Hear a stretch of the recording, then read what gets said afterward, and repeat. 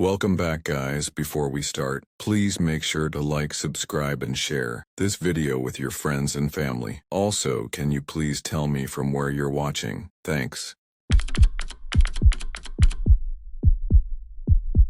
As told by Maddie Rayburn, you ever get the feeling that a place doesn't want you there? Not just the usual weird vibes kind of thing, but something deeper. Like the trees are watching, the air's holding its breath, and even the birds have shut up because they know something's wrong. I never believed in that sort of thing growing up. Ghost stories, monsters in the woods, cursed places, nah. I thought it was just people trying to make their boring lives more exciting. Especially in my town, Buckthorn, where nothing much ever happens.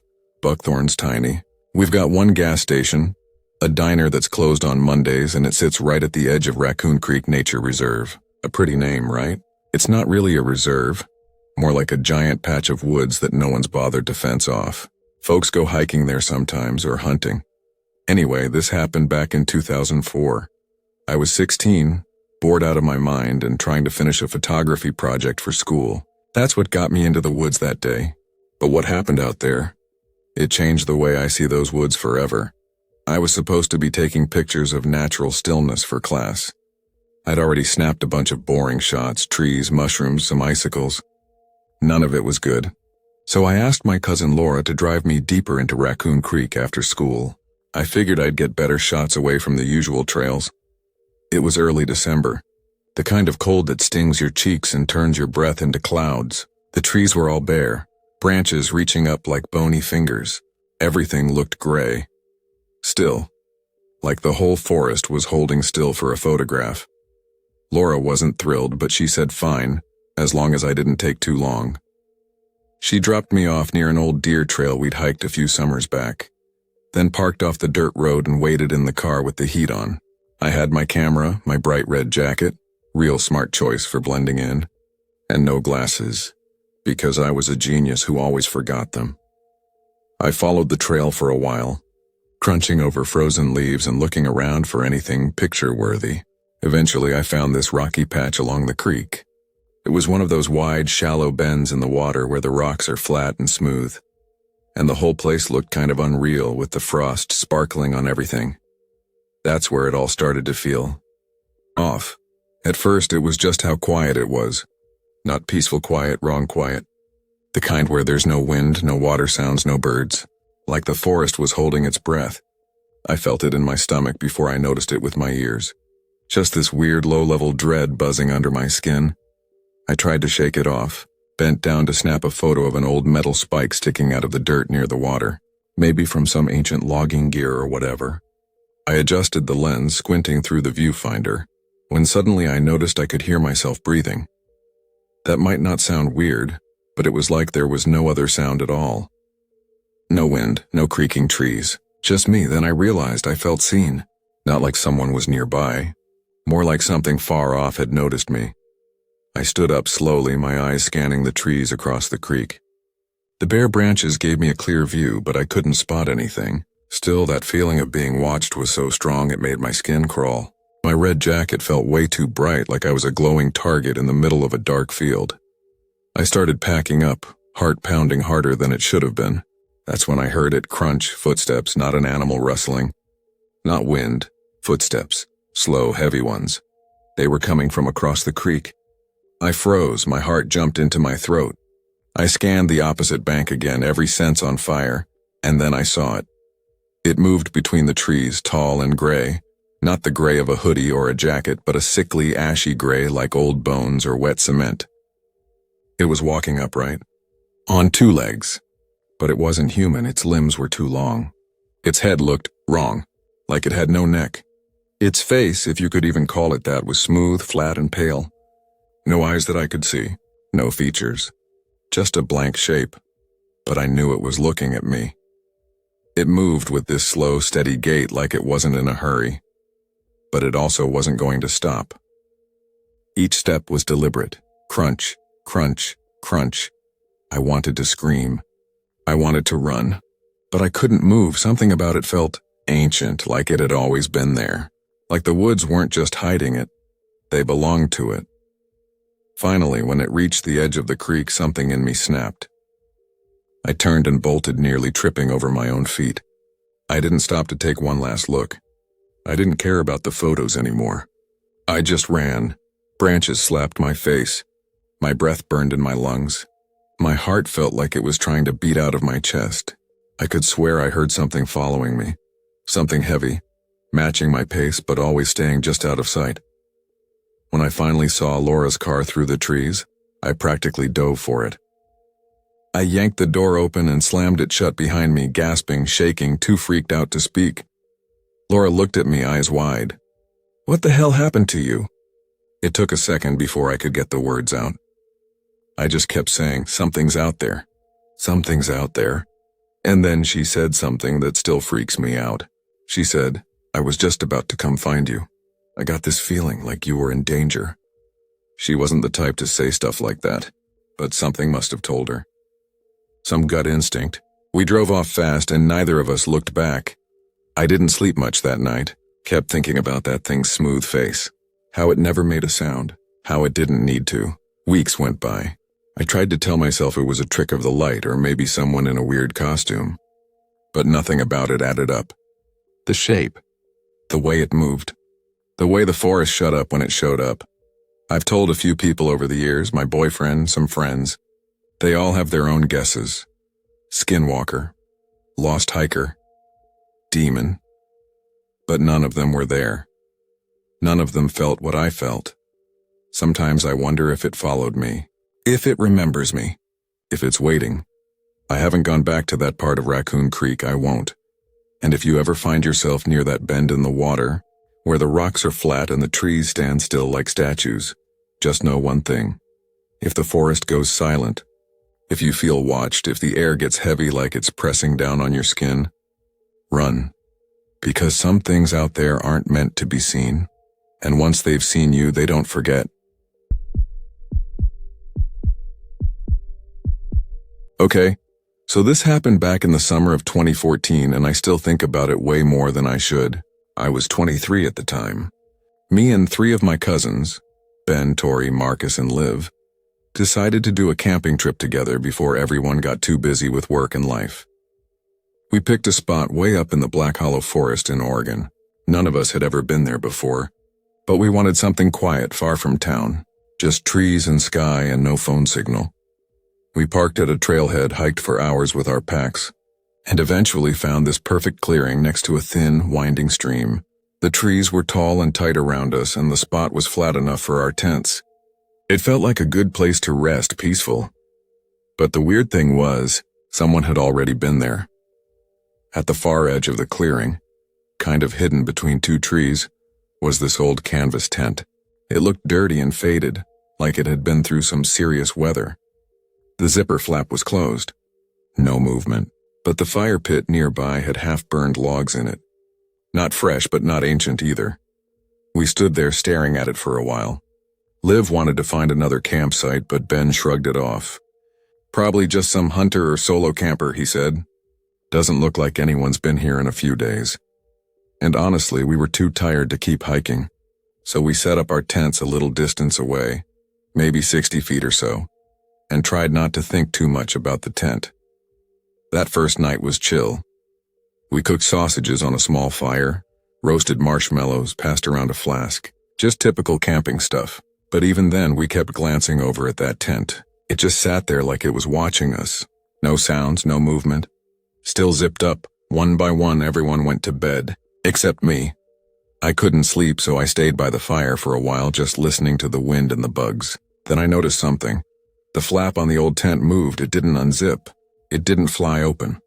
It just twitched, like someone was lightly pressing on it from the inside. Just enough to push the fabric out, then let go. Then it did it again. Like whoever or whatever was inside was slowly creeping toward the zipper. I stared, completely frozen. I didn't blink. My heart was pounding, but I told myself it was just the wind.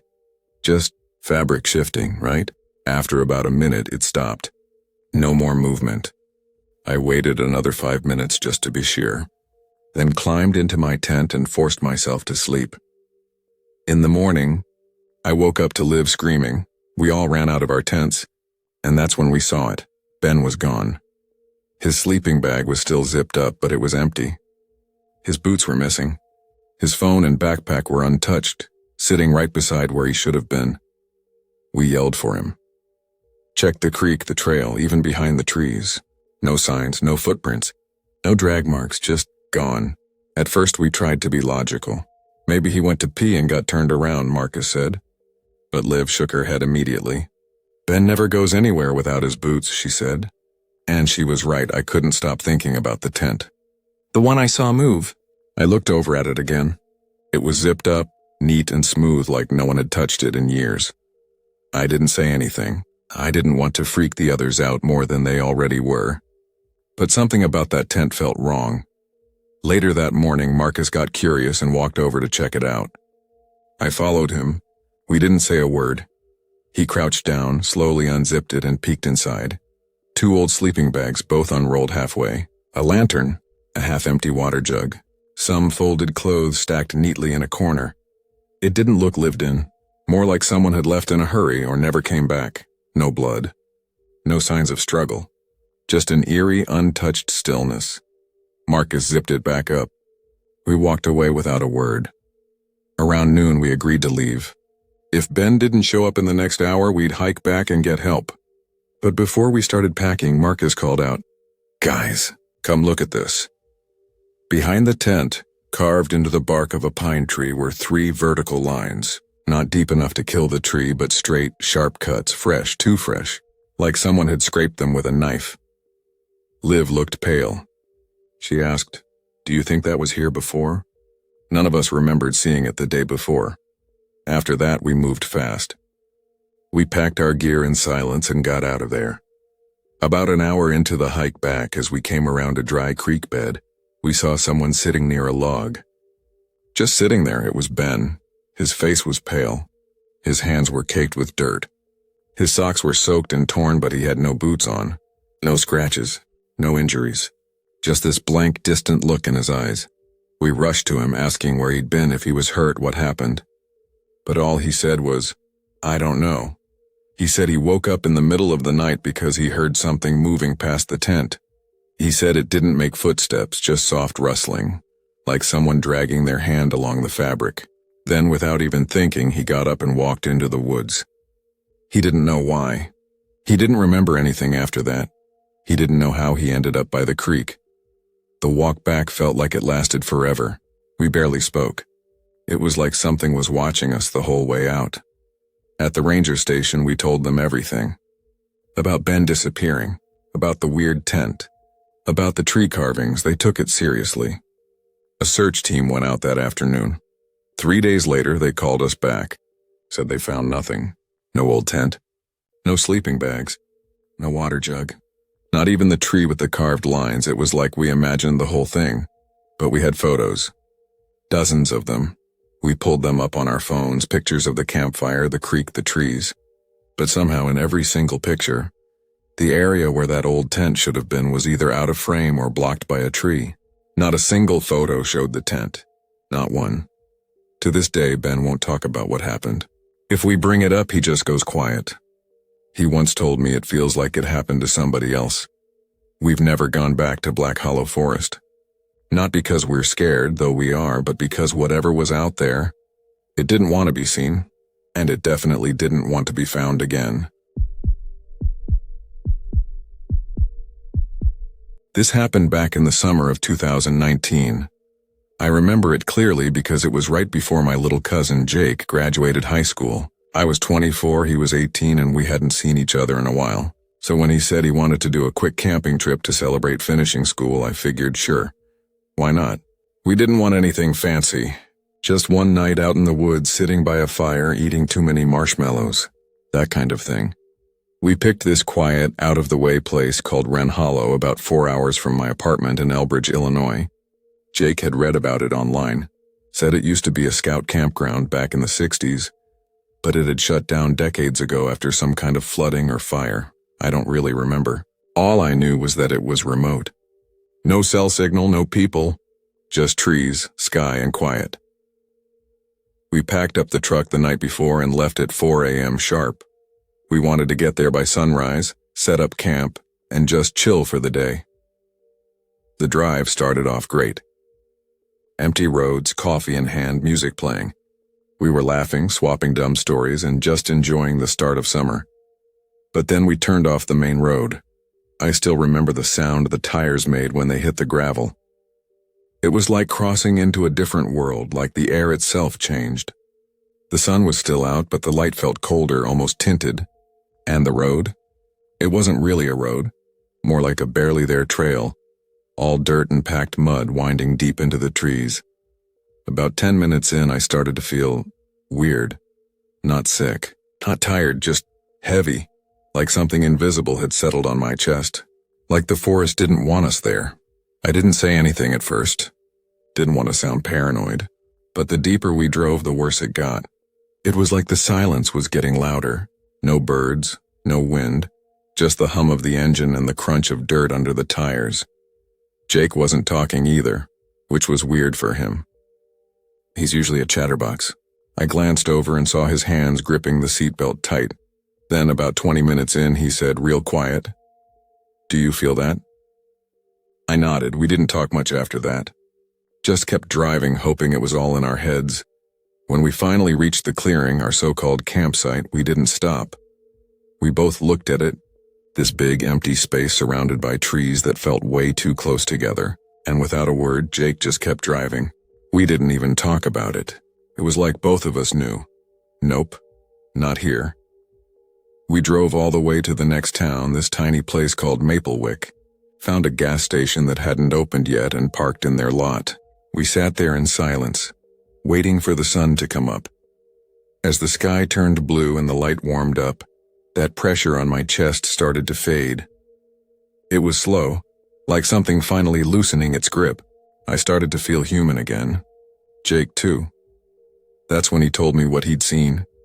He looked straight ahead, eyes on the empty lot, and said, "I saw people." I asked him what he meant. He said, "Back on that road. By the trees. Just standing there." I felt a chill go down my back. He told me he saw at least 5 or 6, some in the trees, some near the edge of the road, just standing, not moving, not waving, not looking at the truck, like statues. He said he didn't want to tell me at the time because he thought he was losing it. Thought maybe he hadn't slept enough or was imagining things. I told him I didn't see anyone, but I didn't think he was crazy. I didn't see people, but I kept smelling something. Like burnt wood. Like something had been on fire nearby, even though there was no smoke, no ash, no nothing. We grabbed breakfast at this greasy diner, tried to laugh it off. Told ourselves we were probably just tired. Or maybe the woods were playing tricks. The brain does weird things in silence, right? Eventually, after enough pancakes and coffee, we talked ourselves back into the trip. "We've got the truck," I said. "If it gets weird again, we just leave." So we went back. It was late afternoon by the time we returned. The forest looked normal. Sunlight through the trees, birds chirping. No weird pressure. No standing people. It actually seemed peaceful. We didn't unpack anything, though. Just stayed close to the truck, walked around a little, and ate some snacks. As the sun started to dip, we got back in the truck. Locked the doors. Leaned our seats back. Nobody said it, but neither of us planned on sleeping in a tent. Then the sun was gone. The trees swallowed the last of the light and the clearing turned pitch black. I don't know how long I was out, but sometime after midnight I woke up to this sound. At first it was just quiet whispering, like when someone's trying to talk without waking up the whole room, but the whispers were coming from outside the truck. From everywhere. Jake was awake too. I could see his eyes in the dark. Wide open, frozen, we didn't move. Didn't even breathe loud. The whispers went on and on. Never got louder, never got closer. It was like a group of people were standing just out of sight talking to each other, but not in a language I recognized. Not English. Not Spanish. Nothing human, it didn't echo. It didn't drift. It just sat there in the air around us, then out of nowhere, silence, no wind, no bugs, no whispers. Just dead, unnatural silence. That's when we heard the scream.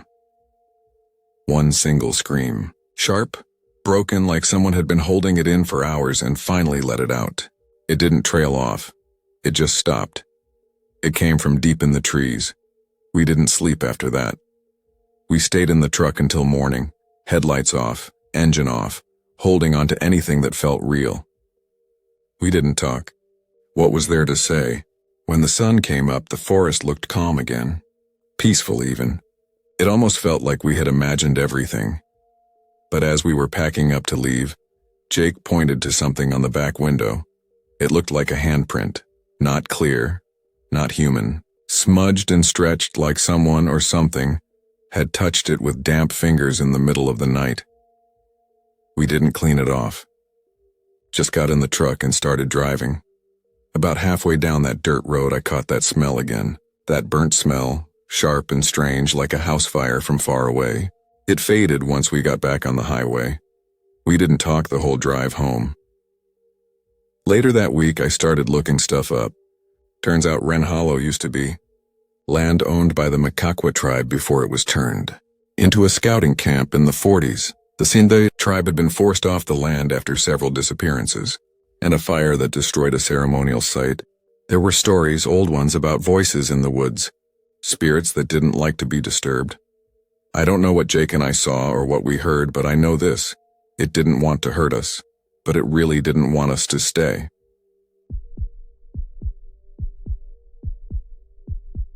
So this happened back in October of 2017, right as the air was turning cold and everything started feeling just a little off. I was 18, fresh out of high school and staying with my Uncle Rob in a small town called Ashgrove, which is basically one blinking light, a diner, and a strip mall on the edge of some pretty dense woods. He had let me crash with him while I figured out my next steps and saved up for college. To make some money, I got a part-time job working late shifts at the Hollow Reel, this tiny old movie theater tucked behind a gas station. The place was weird from the start. It only had 3 screens, smelled faintly like popcorn and mildew, and everything creaked when you walked. Like the building itself didn't want to be awake that late. I mostly worked closing shifts. My job was simple. Make sure the place didn't fall apart, clean up popcorn, and double-check that no one passed out during the late shows. Nothing exciting, until about 2 weeks in. That's when I noticed something odd in screen 1. Every single night, under seat D7 I'd find the same stuff. An empty soda cup, a candy wrapper, always the same kind, red licorice, and sometimes a half-crumpled ticket, always just under that seat, nowhere else. The other rows? Clean. At first I figured someone just had a favorite seat and a bad habit. But when I started checking the seating charts, I realized nobody had booked row D all week. Not once. Not a single ticket sold in that row. I told Uncle Rob. He was also the theater manager, and he just kind of shrugged. Said people move around sometimes, and I was probably just missing something, but I knew I wasn't. I had been checking that theater religiously. Before the movie, after the movie, D7 was always empty at the start, and always had trash at the end. So I started watching. I do my usual duties, but I made sure to sneak into the back of screen 1 and just sit in the shadows while the last movie played. I'd scan the crowd, keep count of heads, and try to spot anyone moving toward row D. Every time, no one did. D7 stayed empty, and yet the trash kept showing up, and then it got worse. One night I stayed in the back corner the whole time watching the screen flicker, bored out of my mind. A horror flick was playing, one of those forgettable slashers. There were only like 5 people in the room. I'd done my check, row D was totally clear. Near the end of the movie, just as the final girl was screaming on screen, I heard a soft noise, like someone shifting in a seat. I glanced over toward row D. Seat D7 was down. It had been up earlier, I was sure of it. The kind that springs up when no one's sitting in it. Now it was down, like someone was sitting there, but I hadn't seen anyone sit there. The movie ended, the lights came up, and people shuffled out slowly. I stayed where I was, heart racing, eyes glued to that seat. Nobody got up from it. I walked over carefully, feeling like an idiot and kind of scared at the same time.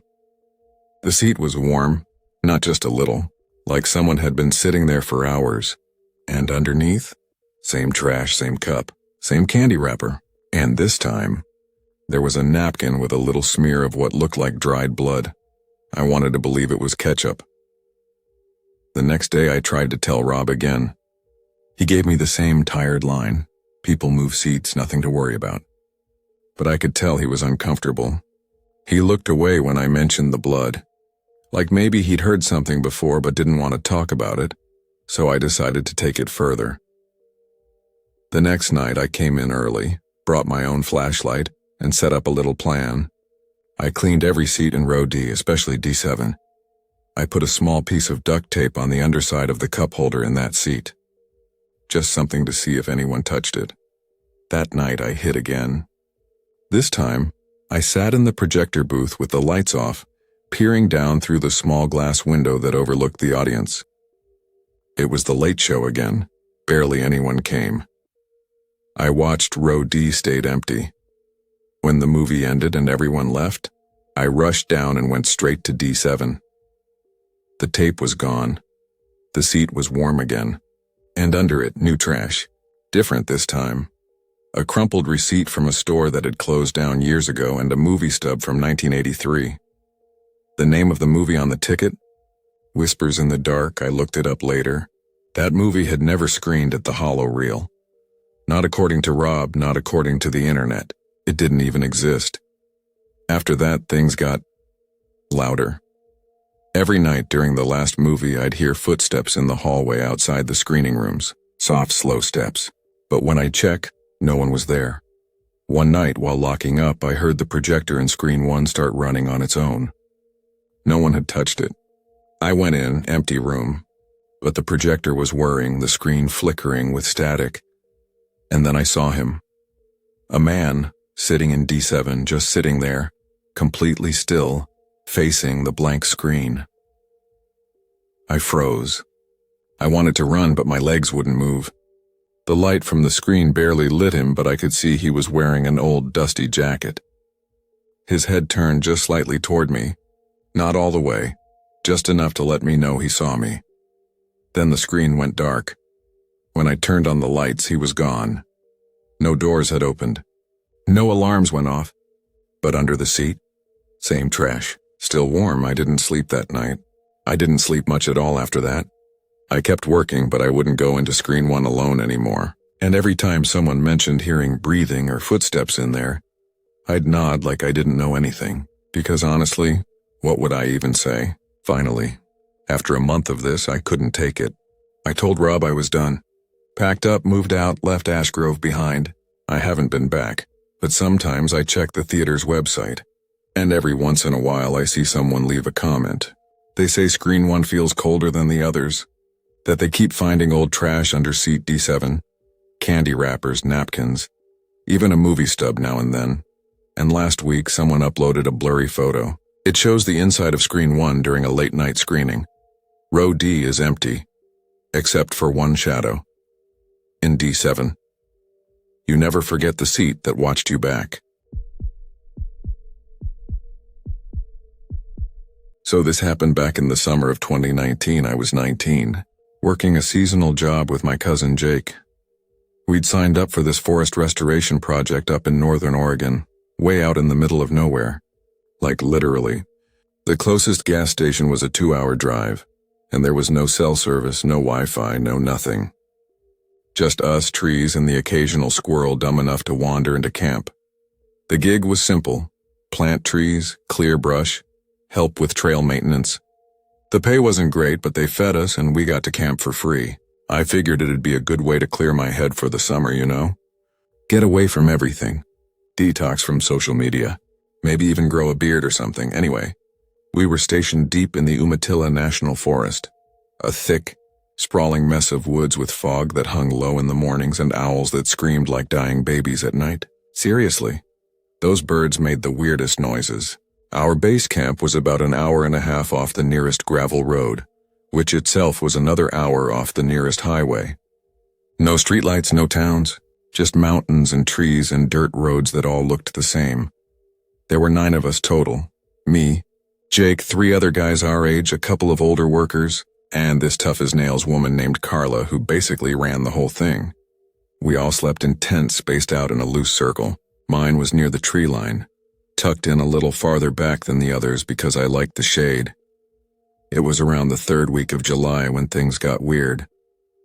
I remember that night clear as day.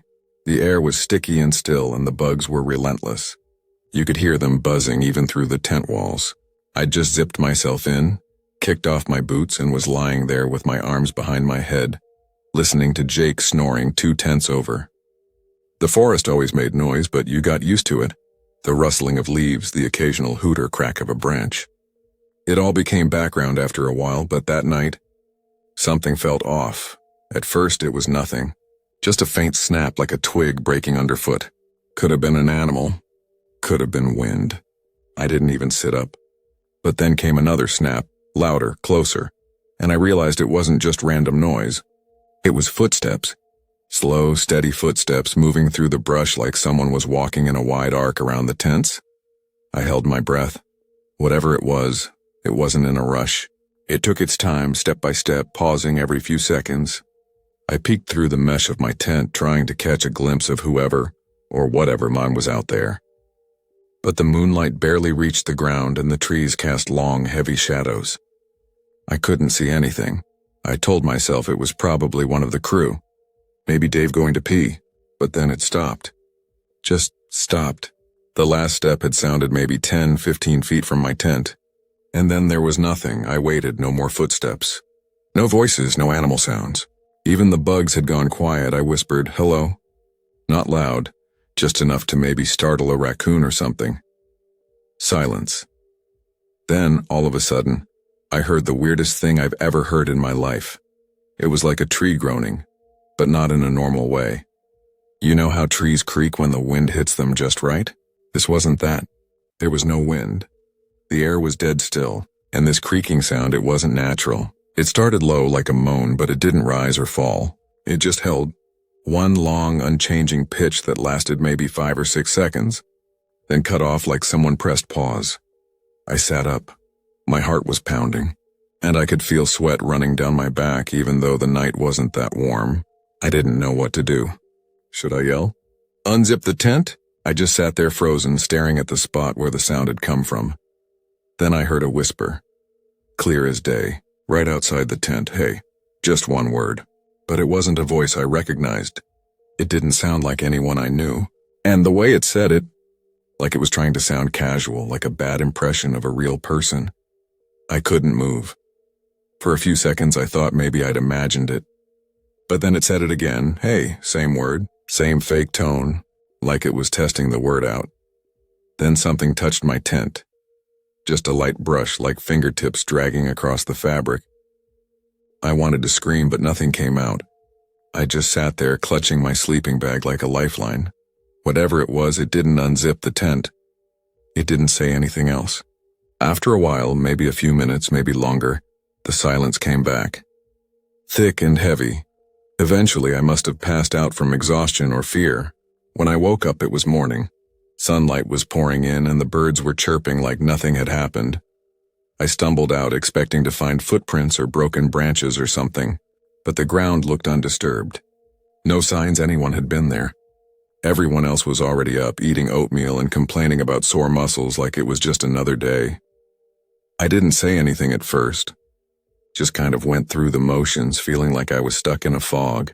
That afternoon, while we were out planting saplings, I pulled Jake aside and told him what happened. He laughed it off, said I probably dreamed it, that I was just freaked out from being in the woods too long. But then, 2 nights later, it happened again. Different tent, different person, Carla. She came into breakfast the next morning, pale as a ghost. Said she heard whispering all around her tent. Thought it was one of us playing a prank, but when she got out to check, no one was there. She swore she saw something move between the trees, but it vanished when she turned her head. After that, we all started sleeping a little closer together. Nobody said it out loud, but we were scared. Even Jake started keeping a hatchet next to his sleeping bag. The last night before we packed up, I couldn't sleep. I sat up outside my tent, wrapped in a blanket, just staring into the woods. Around 2 a.m, I saw something. It was tall. Really tall. Like way taller than any person should be. And thin. Like it had no meat on its bones. It didn't move like a person either. It just kind of stood there, half hidden behind a tree, barely visible in the moonlight. Then it made that same creaking sound, the one that didn't rise or fall. Just one long flat note that buzzed in my ears. I blinked and it was gone. We left the next day. I don't know what that thing was. I've looked up stories, skinwalkers, mimics, forest spirits, all kinds of stuff. Some of it sounds close, but nothing matches exactly.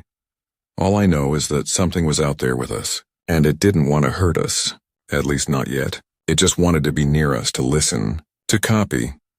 Sometimes late at night I still hear that voice in my head, the one that said, "Hey," and I wonder what would have happened if I'd said "hey" back.